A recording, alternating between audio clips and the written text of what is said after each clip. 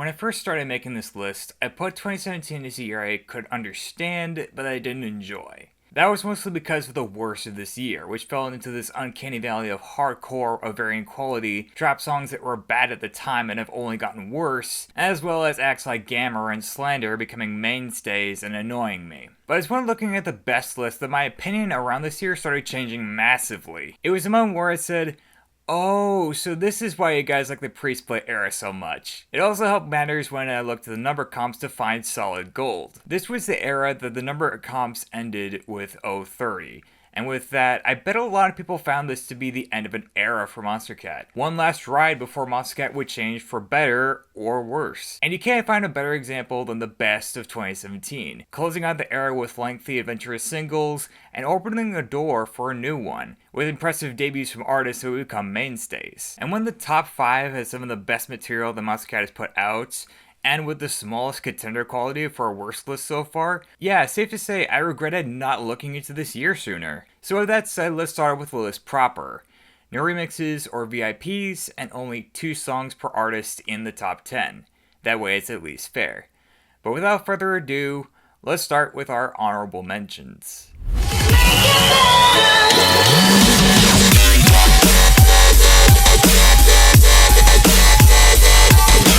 The moment I saw those 2 names on a song together, I imagined this song being a complete mess. I mean, on the one hand, you have a drum and bass duo, and the other, you have an old school track producer. There's no way this should work. Yet between the brazen synth leads from Dirty Audio and a drum and bass switch up that sounds really good, they made it work.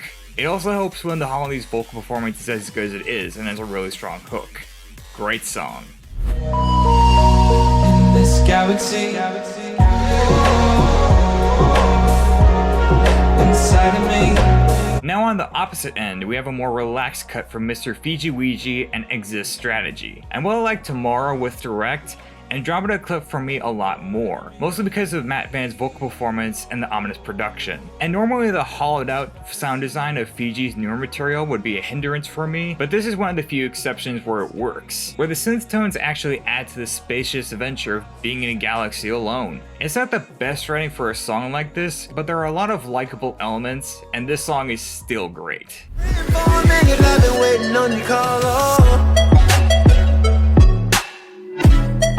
I've been waiting on your call,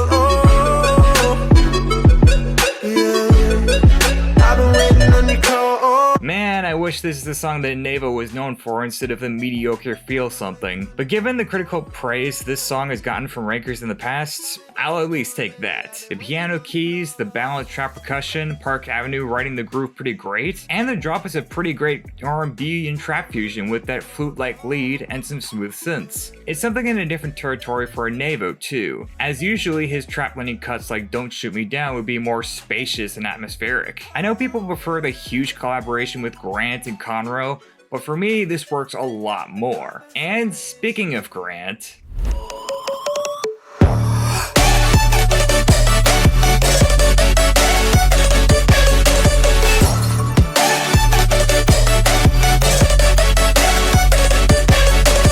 it's hard to believe that Grant has been making music for more than 10 years now, but during that time span he made some great tracks with some forward-thinking sound design, and this is one of his best examples. That cute vocal chop, the plucky marambas towards the build-up, this is all great production even without the drop.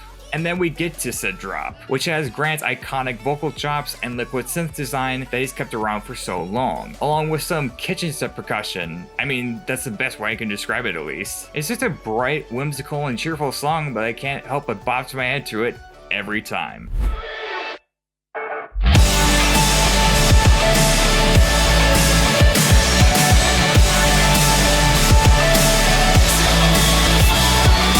Puppet is one of my favorite older Monstercat artists. He made some of my favorite songs on his label with his EP Fear is Fleeting and Soft Spoken, mixing in Porter Robinson synth pop from Worlds with a pop punk aesthetic to make some of my favorite Monstercat hits of all time. But 2017 was where he started to hit a brick wall, with his EP Life Overseas not really connecting for me as it should. Outside of Azuria Sky, Chin Up felt really underwhelming, and I wasn't huge on Dynamo either. But of all the singles from the EP, Bigger Picture feels feels like it's closer to what works for Puppet. Despite the mixing issues that started creeping around during this time, the song has a strong melody with the drops, and Puppet's vocals sound really impactful. And I could get behind the creative way of dealing with a breakup, where on the hook he's found himself as a person, yet wondering if she's found him yet. So while I wasn't the biggest fan of his stuff they put out this year, this is an exception, and a good one at that.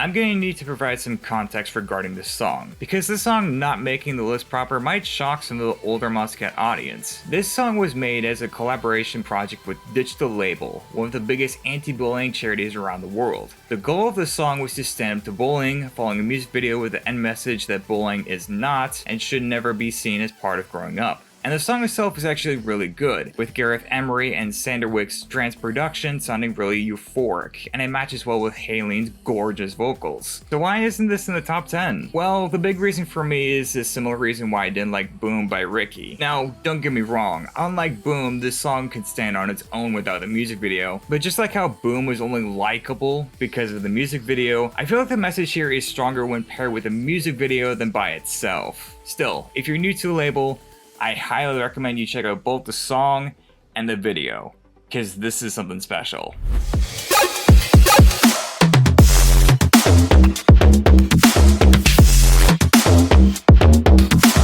Soup and Reese were one of the more creative acts on Monstercat around this time, and while this is no tumbling down last year, Melatonin really shows off his creativity and how bizarre he could go. The best way I could describe this is if Holly and Lucid made another collaboration, but they went for future bass instead of trap. The chiptune sample all over this track, the synth growls, the ascending saw pads, it makes for a really cool experience overall. Not sure why it's called Melatonin, because that's a hormone made to make you sleep, and I'm not sure you played this song for that, but it's a cool track regardless.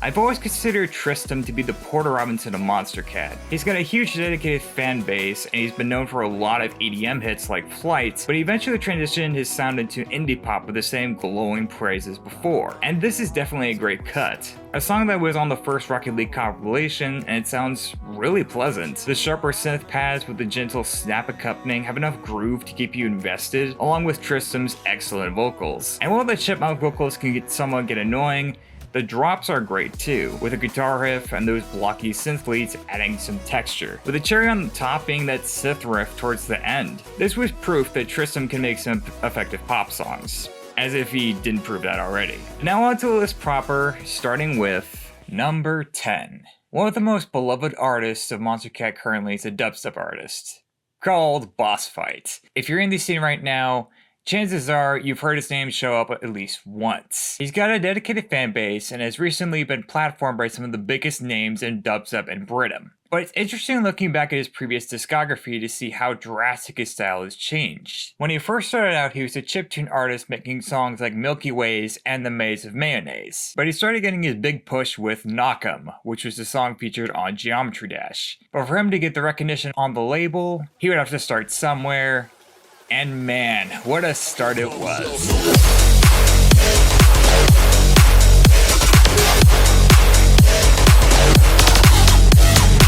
Now technically, this isn't just a Boss Fight song, as Affix is given the primary credit with Boss Fight being the collaborator, but regardless, Subside manages to bring the best out of both worlds, with Affix's chiptune leads and synthwave progression combined together with Boss Fight's more aggressive synth stabs. Remember, this was during Boss Fight's Geometry Dash era, and yet it set the precedent for what Boss Fight's style was going to evolve to. The drops are a great showcase of that, with Affix's more laid-back approach in the first half before Boss Fight's more energetic dubstep warbles come in during the second half. But there are little elements here and there that I really like too. The chiptune lead during the bridge, the trap influence towards the middle of the track, the vocal samples which feel nicely placed. It creates a full experience where not a single moment is wasted, and as a result, Boss Fight would go on to be one of the most beloved Monstercat artists, and Affix gets yet another fantastic song to his catalog. I wonder if the latter will show up on this list later.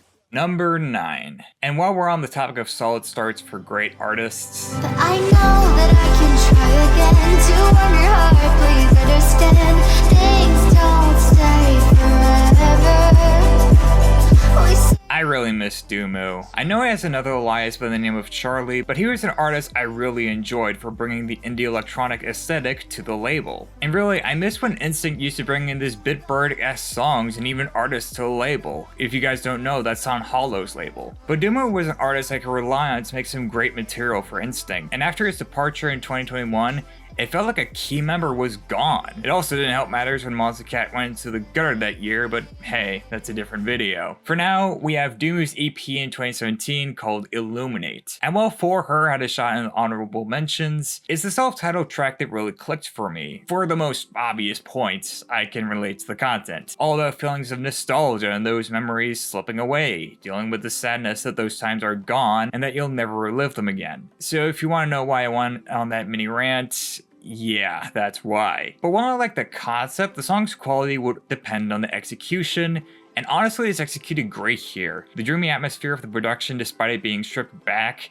Skyly's straightforward but effective vocal performance, and I like how the message concludes on a more positive note, kind of like Not My Night did in 2024, where despite all that sadness, you'll get through the tears and your sight will be clear. It's a great song by a solid artist from a bygone era, but even then, I could cherish what we have instead of missing what we had. Number 8. One genre that you don't often hear anymore on Monstercat is glitch hop. Maybe it's because it's not popular anymore, but the genre seems to be gone at this point, often a relic of its time. I mean, I wish it could make a return now given the Brittum influx, or just anything at this point. Which brings us to an artist called Glacier, who debuted in 2015 with his remix of Get On Up by Jaws and the Pegboard Nerds, and in 2017, he had a few notable singles that were released on the Uncaged compilations. And while Neos was a good single that was eligible for this list, I actually went for this instead.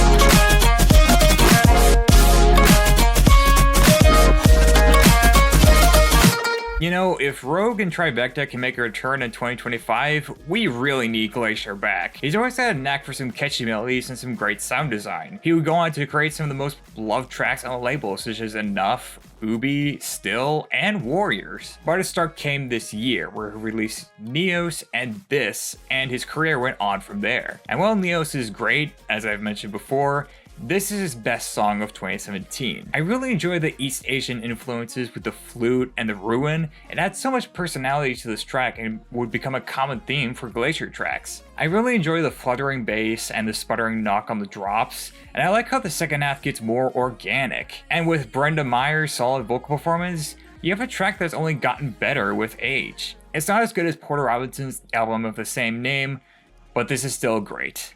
Check it out. Number 7. As I said before, Grant has been making music for 11 years now, if you can believe it. He originally went under the name Grant Bowtie before switching names in 2016 with his song Wake Up. Ever since then, he's been evolving his music over time.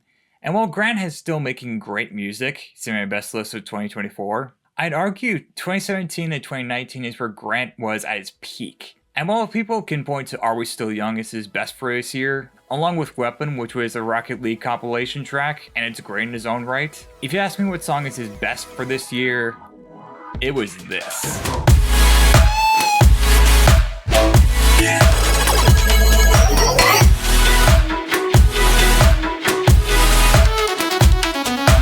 Coincidentally, this is the second song on this list that was used for a charity, this time pairing up with BC Children's Hospital, a non-profit organization that helps provide care to ill youth in British Columbia. And while the lyrical content is too short to make the message pop out, there's one reason why this song is here.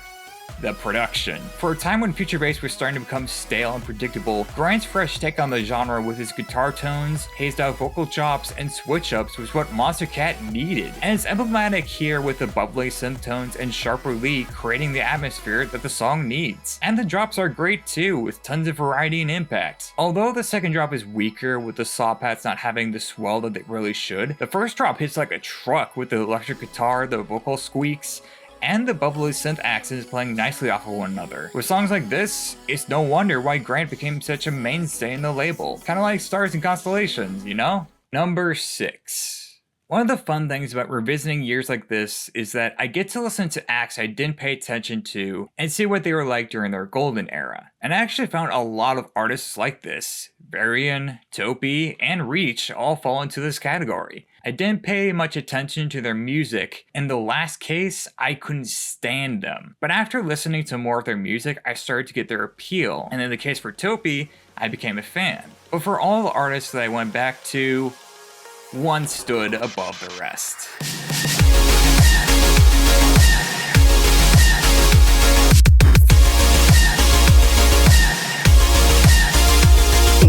I've always said that first impressions are everything, and with Note Taker, that first impression was pretty underwhelming with Each Other in 2019. Once we get to the 2019 lists, I'll have more to say, but I was unimpressed with the song, and almost 3 AM and 4 AM respectively didn't catch my interest either. For the longest time, I didn't pay attention to the rest of the singles because of this. It didn't seem like I was missing out on much. But when I was prepared to make my lists, I went and revisited some of his older tracks, and I'm so glad I did. And while there are a few single of his that I prefer over this, Shimmer really feels like Note Taker at his best, creating a blissed out vibe while having a lot of impact. It's got that early synthwave feel to it that I really enjoy. I also think the vibe can be used in something like Mouthwashing or a video game from the PlayStation 1 era, with a sort of melodic mid-tempo akin to Porter Robinson. The spacious synth pads, the vocal accent on the snare, the guitar-like lead on the second drop, it creates both a very relaxing feeling as well as something you can dance to. That's why for me, this is one of Note Taker's best songs.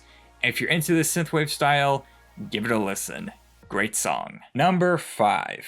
Now on a similar note, we have a song where I only gave one listen to, but then I returned to the single after hearing all the positive news for it, and I found myself pleasantly surprised.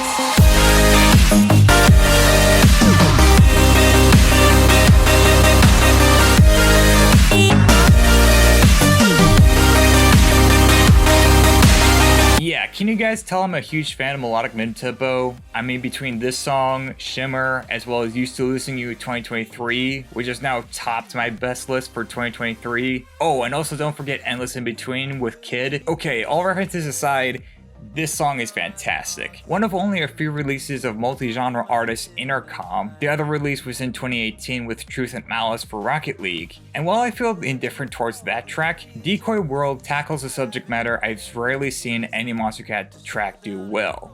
Abusive relationships. This song is about a person stuck in an emotionally abusive relationship with a partner, which is key to understanding what the Decoy world represents. In this case, it's a mindset that allows him to stay in said relationship and he'll continue to suffer because of it. So that's why by the second hook he has to try everything to escape from this mindset as well as this relationship. It's the sort of metaphor that has been used in Monstercat tracks, and I have a lot of respect for this song as a result. It just so happens that the production elevates this to a whole nother level, along with Park Avenue's best vocal performance. Between the glitchy aesthetic, the strong melody line, and some drive in the saw pads, there's enough for a hard-hitting, emotional track. And the VIP, I argue, is just as effective. If I were to include VIPs, it would probably tie with this, taking a more restrained drum step approach with an equally good melody. I really like how you get to choose between two great versions of the song here.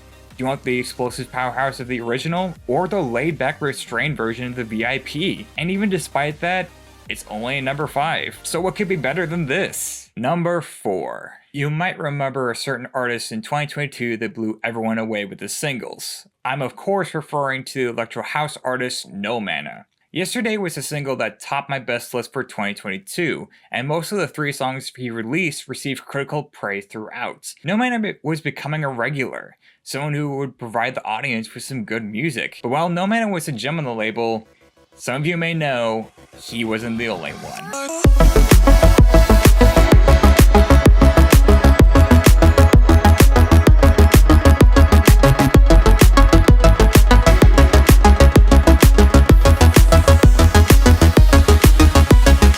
Ladies and gentlemen, Becky Peters' debut on the label. And man, what a debut it was. This was the track that got so many people to be fans of Bad Computer, and him becoming a mainstay was well deserved. Let's start with a vocal performance from Olivera, who didn't want to be credited as she didn't want to be known for EDM. She sounds great here, and her laid-back approach works wonders with the rest of the production. She's also a guest vocalist for acts like Blow, Tiesto, and most surprisingly, No Mana. I'm starting to think this song has kickstarted that potential for her despite her reasoning.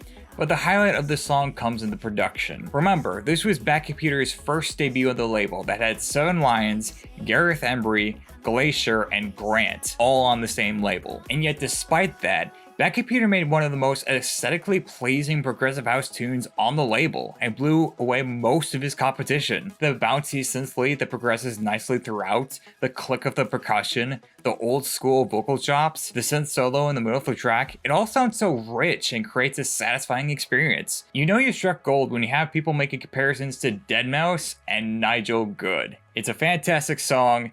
Check this out. Number 3. These next songs feel like a rarity these days on the label, and while I have my gripes with some of the label's quality in 2017, these top songs more than make up for it, as if most of this list hasn't already. And it's not so much in the lengthy case, more so that these songs feel like you're basking in the atmosphere that they've created. So let's start with the most obvious pick out of the 3. We can see you through the end.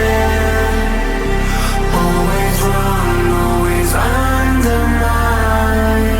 I don't think Muzz has been able to top the anthemic presence that Spectrum created. And while I've had my gripes with some of his recent material, and he's been starting to hit the burnout phase as of recent, as long as he has this, he's good in my books. It's a 6-minute track filled with beautiful orchestral elements, epic atmosphere, along with uncredited vocals from Voicians and Anna Yevet. And paired with the music video, this looks and feels like a trailer for an open world video game, like Skyrim or The Witcher 3. Most of the song is waiting for the payoff to happen, letting you bask in this atmosphere for a while. And when the payoff happens, it is so worth it. The drop has a great melody that cascades across the dark synth growls. I also like the various switch ups on the drops, switching from the growls to accents to sidechain saw pads. Despite there only being one drop, there's a lot to like here. The rest of the track is pulling you back into that atmosphere and letting the rest of the orchestral elements play out. It's a journey of a track, one you will rarely get on the label nowadays. I mean, a song like this can make a comeback, you know?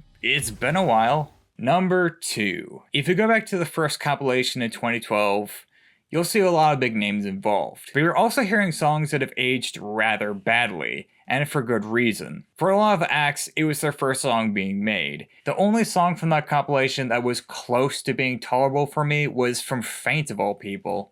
One of the artists that was on the first compilation was Afixa, one of the co-founders of Monstercat, and one of the few artists who was able to make a reputation out of himself and gain a larger following, particularly in 2017. And while Subside is a really beloved example, and would put Boss Fight on a large pedestal in the later years, if you want the best song of his, and what he's best known for, look no further.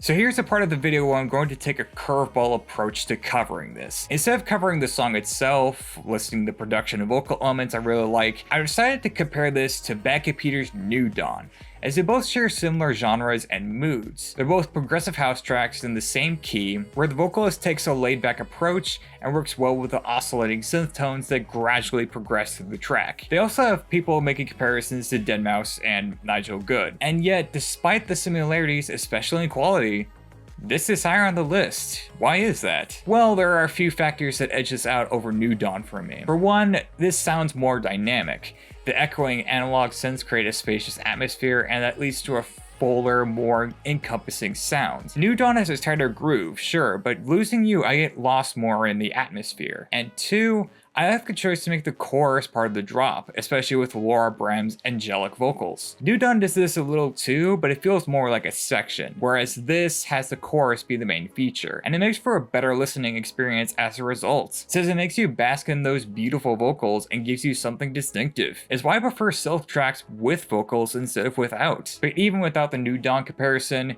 This is a fantastic progressive house track, one of the best the label has to offer, and the fact that Afixa went from Some Wobbles and Dubstep Killed Rock and Roll to this, it's a feat all on its own. Amazing work.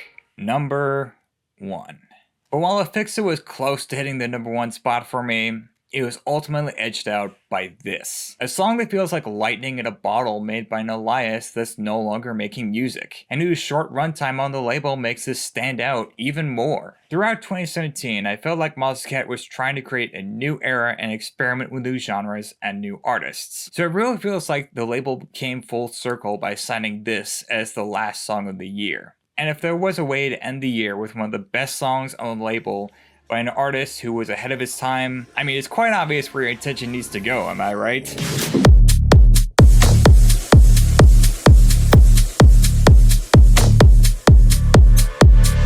I don't think we'll get an artist quite like Zach Waters. He has a decent catalog working with Eddie and Darude. Yes, he did work with the guy who made Sandstorm, and with just 2 songs on the label, he cemented himself as a must-listen artist for me. The other song was Free, which had a shot on the list if it wasn't for that annoying plucky lead on the second drop. His darker, ominous production design made Big Room House and mid-tempo way more impactful, but a lot like you feels like Monstercat reached its high points during the number compilations. But I recognize also, it's not the sort of song for everyone. Out of the 3 songs in the top 3, this one takes the most time to get attached to. Most of it is because of the long tech house drop that gradually progresses throughout the track, with a solid low bass, the vocal breaths setting the darker tone well. It feels like a track that takes a while to build up to something grand, and I recognize it might not click for many people because of this. But between the smoky atmosphere, guitar licks, and sine wave synths, it certainly creates a great atmosphere just like with Spectrum. But all of that means nothing if the payoff flounders like Superhuman did.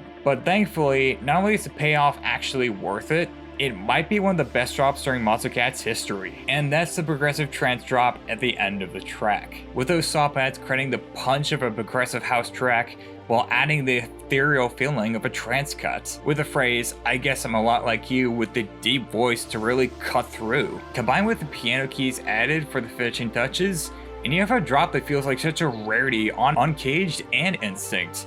Nowadays, it would probably get dropped on Silk and would likely get forgotten about. But it's because of that drop that A Lot Like You is the best Monstercat song of 2017. No other song this year made me feel the way this did, and there's some finality to this not only being the last Monstercat song of this year before the split, but the fact that this was Zach Waters' last song he made. If you haven't checked this out, I recommend giving this a listen.